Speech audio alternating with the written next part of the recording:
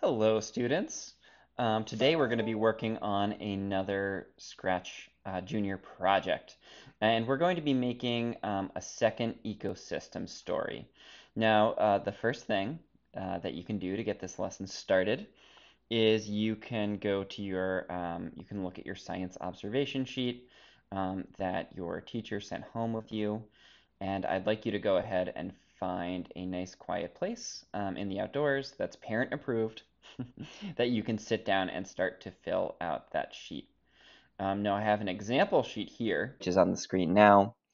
As you can see, I was near my house. It had just snowed, and so water was dripping off my house. That's something that I both saw and I heard. There was also some wind in the trees. I saw a bee flying. I could smell a lot of mud because things were melting off, and it certainly smelled a lot.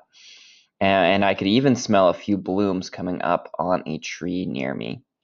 The feel one is a little bit harder, but I bet if you take 10 quiet minutes and really think about it, you can pick up some things. I myself felt some wind on my skin, and where I was sitting in some grass and some mud, and the grass was tickling my skin, so I felt that too.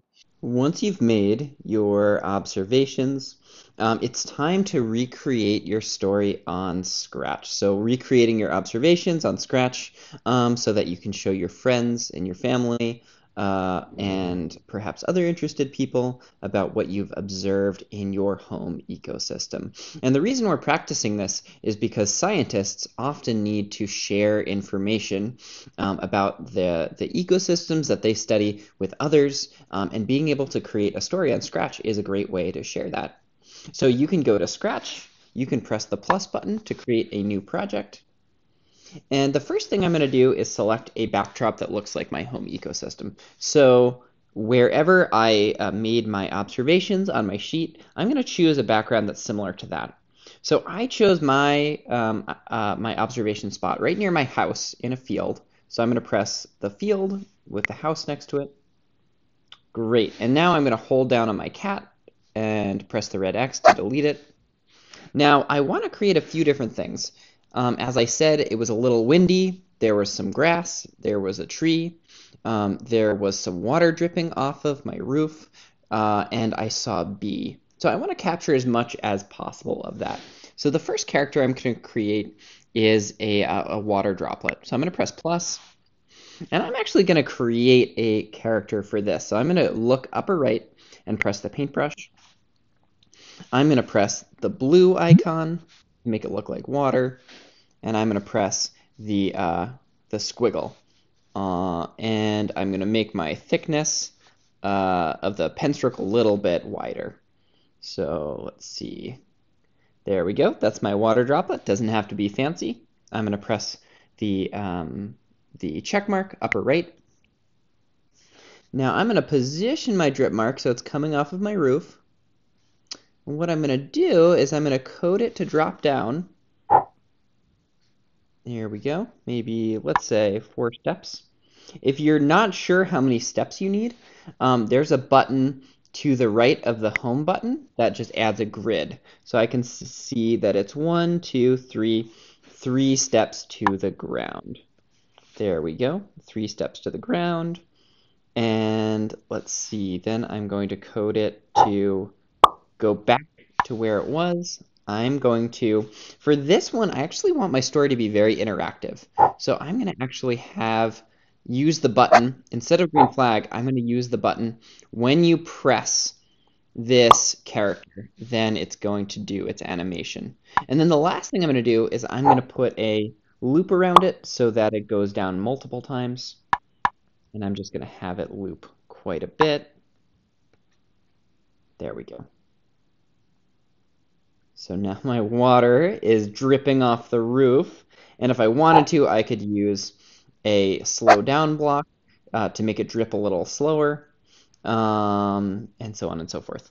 Next thing I'm going to do is I'm going to add a bee. So let's see, I'm going to scroll through my characters. The closest thing I have is is a fly, so I'm going to choose that. That's going to stand in for the bee. I'm going to move it over here. Now my fly is a little bit big, so the first thing I'm going to do in my code is just make it a bit smaller. And then I'm going to have it fly around. So I'm going to have it fly 2 steps forward, and then jump, and then 2 steps forward, and jump. So it looks kind of like it's flying.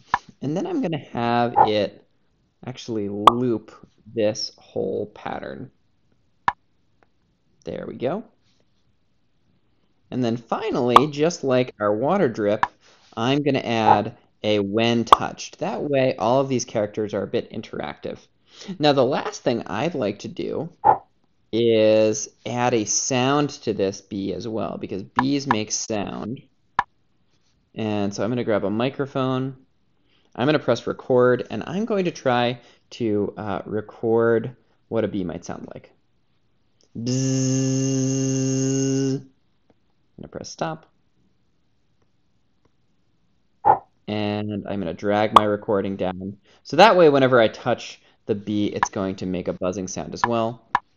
And then I'm just going to put a loop around it so that it plays a few times as it's flying. Cool. In addition to this, let's see, we can add some. So we've added a living factor, a biotic factor, a bee, and we've added an abiotic factor, a drip of water.